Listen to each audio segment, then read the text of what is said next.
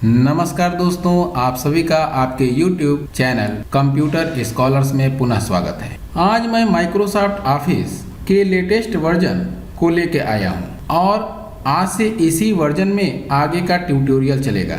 लेकिन मैं आपको यहां बता देना चाहता हूं कि आप जो भी पहले का ट्यूटोरियल पुराने वर्जन में किए हैं, जो कि माइक्रोसॉफ्ट ऑफिस 2007 था, उसके सभी कमांड्स का प्रयोग आप इस वर्जन में भी आसानी से कर सकते हैं। तो चलिए दोस्तों, पैराग्राफ फॉर्मेटिंग पार्ट 2 और ट्यूटोरियल का 7वां भाग शुरू करते हैं।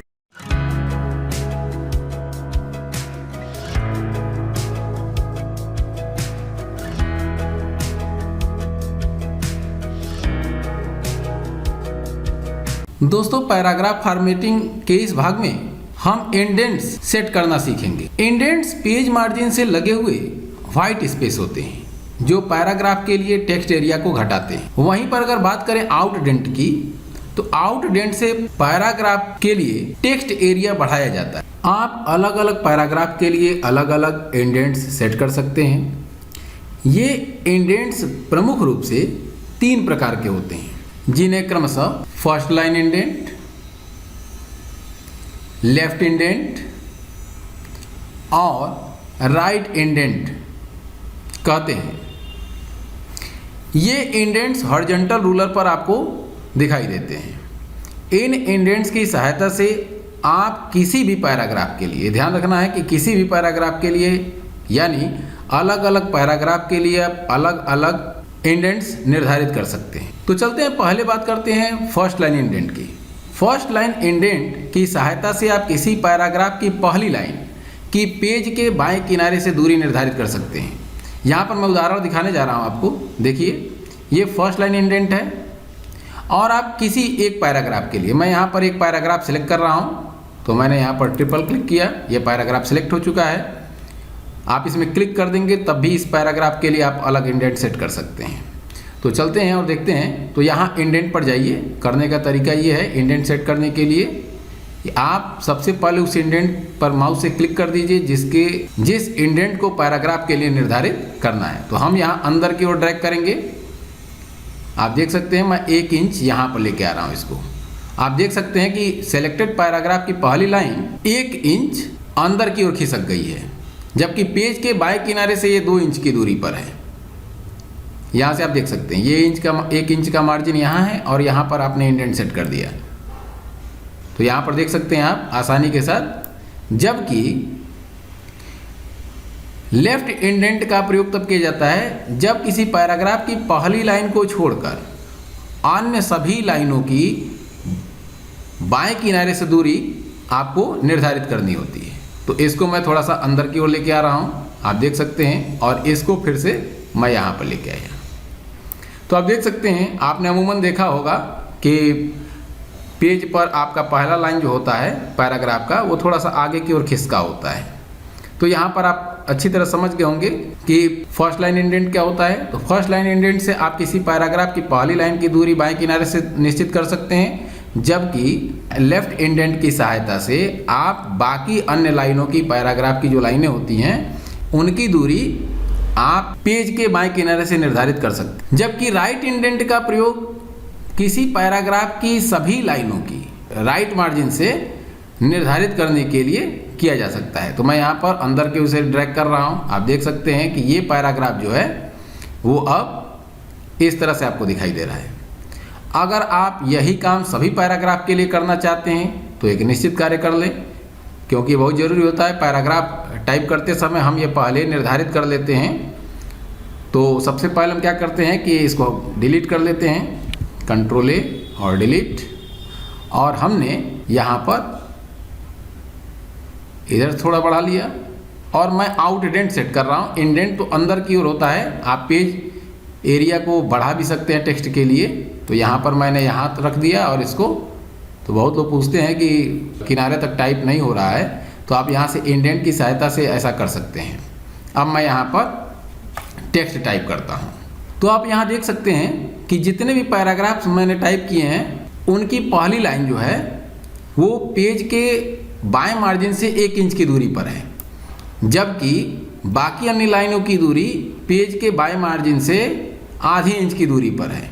तो ये आउट इंडेंट सेट किया गया है, यानी टेक्स्ट एरिया को बढ़ाया गया है पेज पर, जबकि आप अगर अंदर की ओर ले जाते हैं तो वह टेक्स्ट एरिया घट जाता है। तो यहाँ सबको अगर फिर से करना है तो कंट्रोल ए कर लीजिए, और उसके बाद आप पूर्व स्थिति में लाना चाहते हैं तो उसके लिए आप इसको ड्रैग करिए, राइट इंडेंट को, इसको भी अंदर की ओर ड्रैग करिए। तो आप देख सकते हैं कि सारे पैराग्राफ्स पर यह नियम लागू हो जा रहा है। और यहाँ से फिर जस्टिफाई कर लीजिए। तो ये ध्यान रखना है कि इंडेंट बहुत ही इंपॉर्टेंट होते हैं अगर डॉक्यूमेंट में काम करना हो तो।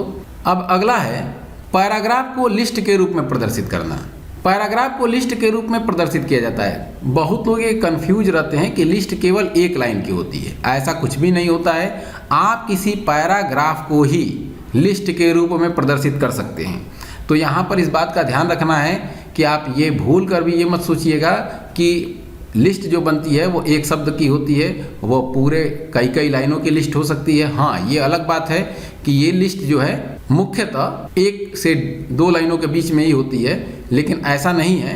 आप बहुत बड़े बड़े लिस्ट को आप कई लाइनों में प्रदर्शित कर सकते हैं। तो लिस्ट का मतलब समझते हैं। जब भी आपको किसी पैराग्राफ के समूह को सूचीबद्ध करके प्रदर्शित करना होता है तो ऐसी स्थिति में आप लिस्ट ऑप्शन का प्रयोग करते हैं। ये लिस्ट 2 प्रकार से बनाई जा सकती है। पहला होता है बुलेटेड लिस्ट और दूसरा होता है नंबर्ड लिस्ट, जिन्हें हम लोग बुलेटेड लिस्ट को अनऑर्डर्ड लिस्ट कहते हैं, जबकि नंबर्ड लिस्ट को हम लोग ऑर्डर्ड लिस्ट कहते हैं। कहाँ पर बुलेटेड लिस्ट लगता है और कहाँ पर नंबर्ड लिस्ट लगता है, इनको समझना होगा। तो जहाँ पर आपको क्रम में किसी सूचना को प्रदर्शित करना हो उसे हम लोग ऑर्डर्ड यानी नंबर्ड लिस्ट कहते हैं, और जहाँ पर किसी सूचना को आपको ऑर्डर में प्रदर्शित नहीं करना होता है उसे हम लोग अनऑर्डर्ड या बुलेटेड लिस्ट के नाम से जानते हैं। जैसे हम लोग धनिया, मिर्चा, जीरा खरीदने की बात करते हैं तो उसमें ऑर्डर का होना कोई ज़रूरी नहीं है, आप किसी क्रम में भी इसे रख सकते हैं। लेकिन जिन बातों को हम स्टेप्स में यानी पदों में प्रदर्शित करना चाहते हैं उसके लिए हम लोगों को नंबर्ड लिस्ट का ही प्रयोग करते हैं। तो ये बात आपको समझ में आ गई होगी कि जहाँ पर आपको सूचनाओं को क्रमबद्ध प्रदर्शित करना हो ऐसी स्थिति में नंबर्ड लिस्ट का प्रयोग करते हैं, जबकि हमें सूचनाओं को अगर किसी क्रम में प्रदर्शित नहीं करना हो, केवल ये दिखाना हो कि ये सूचीबद्ध हैं, तो ऐसे में हम बुलेटेड लिस्ट का ही प्रयोग करते हैं। जैसे कि आप किसी चीज़ की विशेषता बता रहे हैं तो ऐसे में आप बुलेटेड लिस्ट का ही प्रयोग करेंगे, लेकिन अगर किसी कमांड को स्टेप बाय स्टेप समझा रहे हैं तो वहाँ पर नंबर्ड लिस्ट का प्रयोग करें। आगे चलते हैं और देखते हैं कैसे हम लोग नंबर्ड लिस्ट बनाते हैं और बुलेटेड लिस्ट बनाते हैं। इन दोनों को समझ लेते हैं तो बहुत ही आसान है। स्टेप्स फॉलो करना है आपको, ध्यानपूर्वक देखिएगा और समझिएगा इसे। तो मैं इसे पूर्व स्थिति में लेते आ रहा हूँ। दोस्तों देखिए, लिस्ट बनाने के लिए हमारे पास 2 विधियां प्रमुख हैं। पहला ये कि आप पहले ही लिस्ट कंटेंट टाइप कर लें या लिस्ट आइटम्स टाइप कर लें और उसके बाद लिस्ट सिंबल लगाएं आप, या फिर आप पहले ही लिस्ट सिंबल लगा लें और फिर आप टाइप करें। तो ये दोनों तरीका मैं आपको दिखा दे रहा हूँ जल्दी। तो चलते हैं। इसके लिए करना क्या होगा कि होम टैब रिबन के पैराग्राफ ग्रुप के भीतर ये आपको बुलेट्स और यहाँ पर नंबरिंग 2 टैब्स दिखाई दे रहे हैं, 2 बटन्स हैं, देख सकते हैं आप। इसके लिए अब करना क्या होगा, अगर आपको लिस्ट बनानी है तो उन सभी पैराग्राफ्स को आप सेलेक्ट कर लें जिन्हें लिस्ट में सम्मिलित करना है। उसके बाद अगर आप बुलेटेड लिस्ट बनाना चाहते हैं तो उसके लिए आप होम टैब रिबन के पैराग्राफ ग्रुप में जाएं। उसके बाद डायरेक्ट क्लिक कर लें, लेकिन मैं डायरेक्ट क्लिक करने के लिए नहीं बताऊंगा। यहाँ पर आप देख सकते हैं कि दाहिनी ओर एक बटन है, इस पर क्लिक कर लें। आप देख सकते हैं कि यहाँ पर तमाम तरह के आपके सिंबल्स होते हैं, क्योंकि बुलेट्स में केवल सिंबल्स का प्रयोग किया जाता है। तो ये सिंबल्स, आप जो सिंबल आपको पसंद हो उस पर क्लिक कर दीजिए। देखिए आपके सामने ये लिस्ट के रूप में प्रदर्शित होने लगा। अब यही अगर आपको नंबर के रूप में प्रदर्शित करना हो तो आप सेलेक्ट कर लीजिए और पुनः इसे बदल भी सकते हैं। अगर आप गलती से बुलेटेड कर दिए हैं तो नंबर्ड लिस्ट बना सकते हैं। इसके लिए आप नंबर बटन पर जाएं, नंबरिंग बटन पर, और उसके बाद आप यहाँ से जो नंबरिंग का सिस्टम चाहते हैं, विकल्प चाहते हैं, उसे सिलेक्ट करिए और यहाँ से क्लिक कर दीजिए। आप देख सकते हैं कि आपके सामने यह पैराग्राफ जो हैं वो लिस्ट के रूप में प्रदर्शित होने लगे हैं। तो आप पहले टाइप कर दें और उसके बाद आप कमांड चलाएं। अब बात करते हैं इसी में आगे कि अगर आपको इनमें से सिंबल्स कुछ जोड़ने हैं तो मैं यहाँ दिखा रहा हूँ, आप यहाँ पर जाइए, यानी बुलेट वाले बटन के दाहिने किनारे पर, और यहाँ पर डिफाइन न्यू बुलेट, यहाँ पर क्लिक कर दीजिए। यहाँ से एक आपके सामने डिफाइन न्यू बुलेट का डायलॉग बॉक्स खुल जाएगा। यहाँ पर आपको पिक्चर लगाना हो तो पिक्चर भी इंसर्ट कर सकते हैं, और यहाँ से सिंबल लगाना हो तो सिंबल बटन पर क्लिक कर दें। तो जो आपको पसंद हो, फॉन्ट भी है तो ज़्यादातर हम लोग सिंबल्स का ही प्रयोग करते हैं, तो मैं इसी को दिखा दे रहा हूँ। तो आप यहाँ पर क्लिक करिए और देख सकते हैं यहाँ पर तमाम तरह के सिंबल्स आ रहे हैं, आप इसे बदल सकते हैं। और यहाँ पर मैंने पहले बता दिया था वेबडिंग्स हैं सब, ये विंगडिंग्स, आप इनका भी प्रयोग कर सकते हैं, वेबडिंग्स का भी प्रयोग कर सकते हैं, ये सभी एक जैसे हैं। तो जो भी आपको चाहिए उस सिंबल को आप प्रयोग कर लीजिए। तो हम मुख्यतः मान लीजिए कि हमको इसको प्रयोग करना है बुलेट के रूप में, तो मैंने इसे सेलेक्ट किया और ओके बटन पर क्लिक कर दिया, और यहाँ ओके बटन पर क्लिक करते ही आप देख सकते हैं बुलेट सिंबल बदल सकते हैं। तो आप नए बुलेट्स डिफाइन भी कर सकते हैं, जो कि आपको यहाँ पर नज़र भी आने लगेगा। जैसे ही आप उसका प्रयोग करेंगे वो सिंबल्स इसमें जुड़ जाते हैं, और इस तरह से आप उसमें बुलेट्स डिफाइन कर सकते हैं। अब दूसरा तरीका है, मैं इसको हटा दे रहा हूँ। तो बुलेट्स या नंबर्स हटाने के लिए आप पहले सेलेक्ट कर लीजिए कंटेंट को, उसके बाद आप सीधे जाइए और यहाँ पर नन पर क्लिक कर दीजिए, तो पूर्व स्थिति में वापस आ जाएगा, यानी जो बुलेट्स या नंबर्स लगे हुए हैं वो समाप्त हो जाते हैं।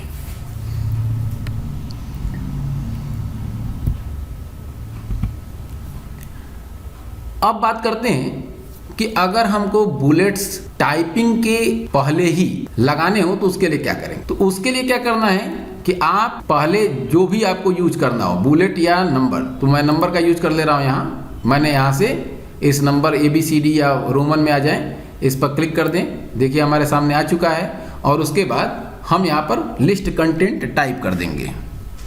तो मान के चलिए हम यहाँ पर लिख रहे हैं लक्स, एंटर करते जाइए, क्योंकि एंटर करने पर पैराग्राफ जनरेट होता है। यहाँ लिस्ट भी पैराग्राफ की ही बनाई जाती है, इसका ध्यान रखना है। तो एंटर की लास्ट में प्रेस करना बिल्कुल ना भूलें। तो मैं यहाँ पर कुछ भी टाइप करता जाऊँगा और एंटर की प्रेस करता जाऊँगा। मेरे पास टाइपिंग का इतना समय नहीं है, तो इसलिए मैं आपको छोटा छोटा उदाहरण दे के दिखा रहा हूँ। तो आप यहाँ पर रिन टाइप कर लें, आप देख सकते हैं कि बुलेट और नंबर्स ऑटोमेटिकली बढ़ रहे हैं यहाँ पर। अब ये मान लीजिए कि आपका यहाँ पर आ गया। अब चौथा, यहाँ पर लिस्ट आपको नहीं बनानी, ये बात तो आपको समझ में आ गई होगी कि सीधे लिस्ट बढ़ने लगता है। अब आपको अगर समाप्त करना हो तो आप बैक स्पेस की को प्रेस कर दें, तो ये समाप्त हो जाएगा। और नहीं तो उसके लिए आप 2 बार एंटर की को प्रेस कर दें। तो आप देख सकते हैं कि आपका लिस्ट कंटेंट बदल चुका है। तो ये आपको बात समझ में आ गई होगी। अब आगे बात करते हैं पैराग्राफ में बॉर्डर और शेडिंग इंसर्ट करने।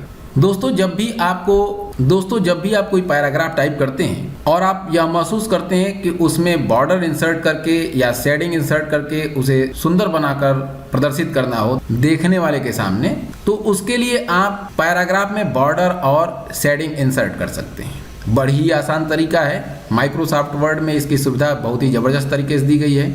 उदाहरण के लिए मैं यहाँ पर बीच वाले पैराग्राफ को सिलेक्ट कर ले रहा हूँ, तो मैंने इसे क्लिक करके सिलेक्ट कर लिया। अब उसके बाद अगर इसमें बॉर्डर इंसर्ट करना हो तो गौर से देखिएगा, मैं थोड़ा सा इसमें स्पेसिंग जोड़ के बढ़ा दे रहा हूँ। पैराग्राफ स्पेसिंग मैं इसमें जोड़ूंगा। वर्ड 2007 में ये tab layout tab page layout के नाम से जाना जाता था, यहाँ पर लेआउट है, बस इतना ही अंतर है, बाकी सब सेम है। आप यहाँ देख सकते हैं कि पैराग्राफ ग्रुप दिया हुआ है इसमें भी। यहाँ पर आप देख सकते हैं कि मैं इसका बिफोर और आफ्टर से थोड़ी दूरी इसकी बढ़ा ले रहा हूँ, जिससे आपको ये बात स्पष्ट रूप से समझ में आ जाएगी। अब बात करते हैं इसमें, पहले इसे मैं सेलेक्ट करूँगा, फिर बॉर्डर और शेडिंग इंसर्ट करेंगे इसमें। तो फिर होम टैब रिबन पर जाएंगे हम लोग, फिर पैराग्राफ ग्रुप के भीतर, और यहाँ पर आप देख सकते हैं कि बॉर्डर टैब है, यहाँ पर बॉर्डर बटन है, इस पर क्लिक कर दूंगा मैं। आप यहाँ से बॉर्डर जोड़ सकते हैं, लेकिन मैं इसमें से आपको बॉर्डर नहीं दिखा रहा हूँ, आप करिएगा तो समझ में आ जाएगा। मैं यहाँ से border and shading dialog box की सहायता से समझाऊंगा, जिससे आपको ये काफ़ी समझ में आएगा। तो मैं यहाँ पर बॉर्डर एंड शेडिंग कमांड पर क्लिक कर दे रहा हूँ।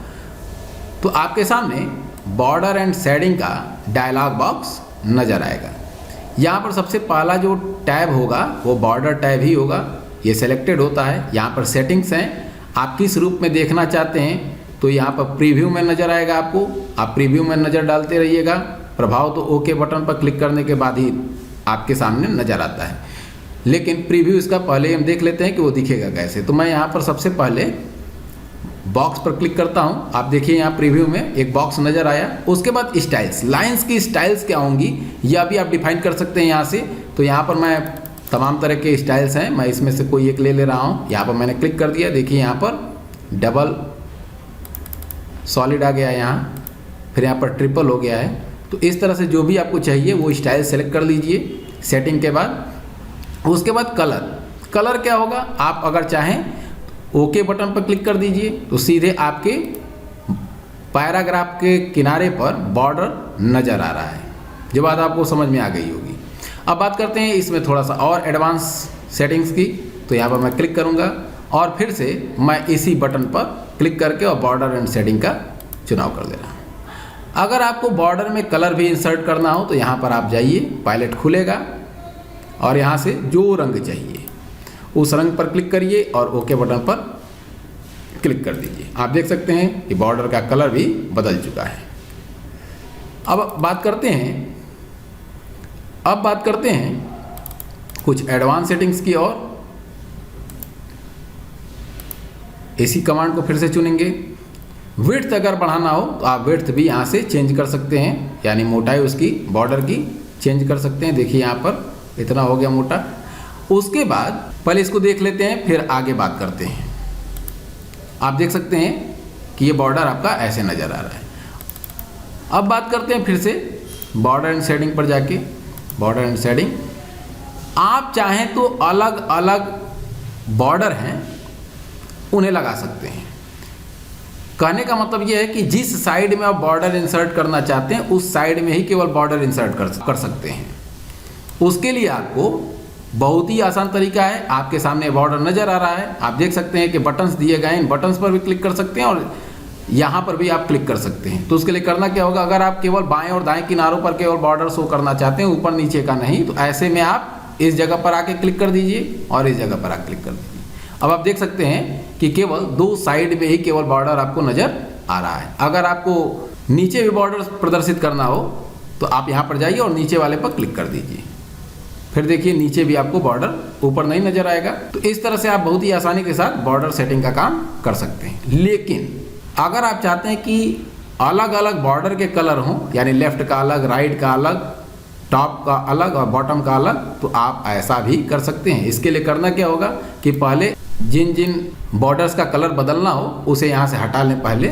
उसके बाद आप कलर पैलेट पर क्लिक कर दें और जिस रंग को सिलेक्ट करना हो उस पर क्लिक कर लीजिए। देखिए यहाँ पर आ गया।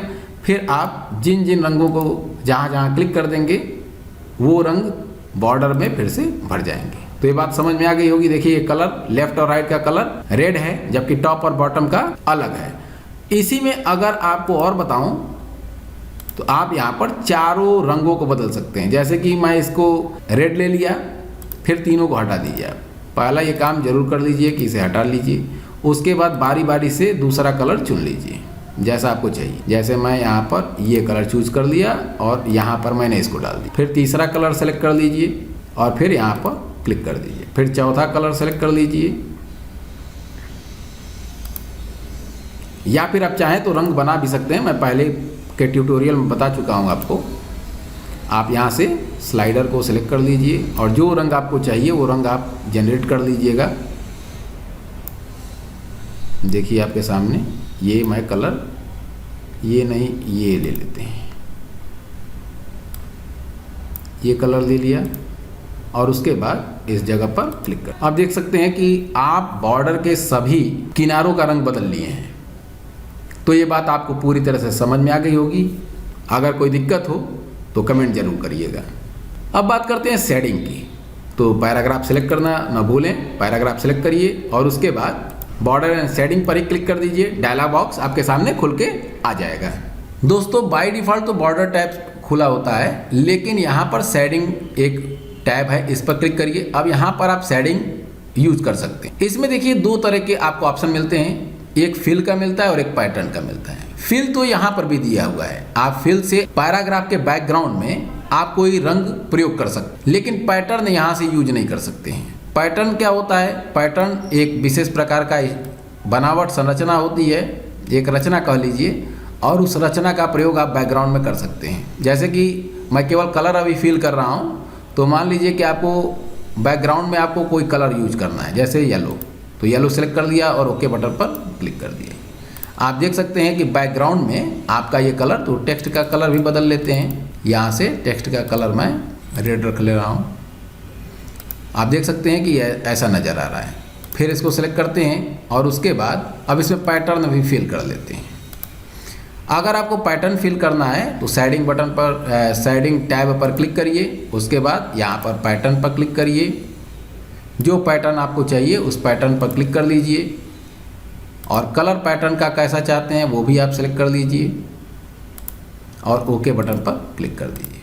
तो आप देख सकते हैं कि इस तरह का, लेकिन मैं आपको यहाँ बताना चाहता हूँ कि ये दिया तो भले ही है इसमें, लेकिन हम लोग पैटर्न का कम ही प्रयोग करते हैं। पैटर्न से टेक्स्ट की रीडेबिलिटी घट जाती है। तो ये भी बात आपको समझ में आ गई होगी। तो आज हमने सीखा इंडेंट लगाना, बुलेट्स और नंबरिंग के बारे में, और पैराग्राफ में बॉर्डर और शेडिंग इंसर्ट करना सीखा। तो आज के लिए दोस्तों इतना ही। माइक्रोसॉफ्ट वर्ड के अगले ट्यूटोरियल में कुछ नई चीज़ों के साथ फिर मुलाकात होगी। तब तक के लिए धन्यवाद और नमस्कार।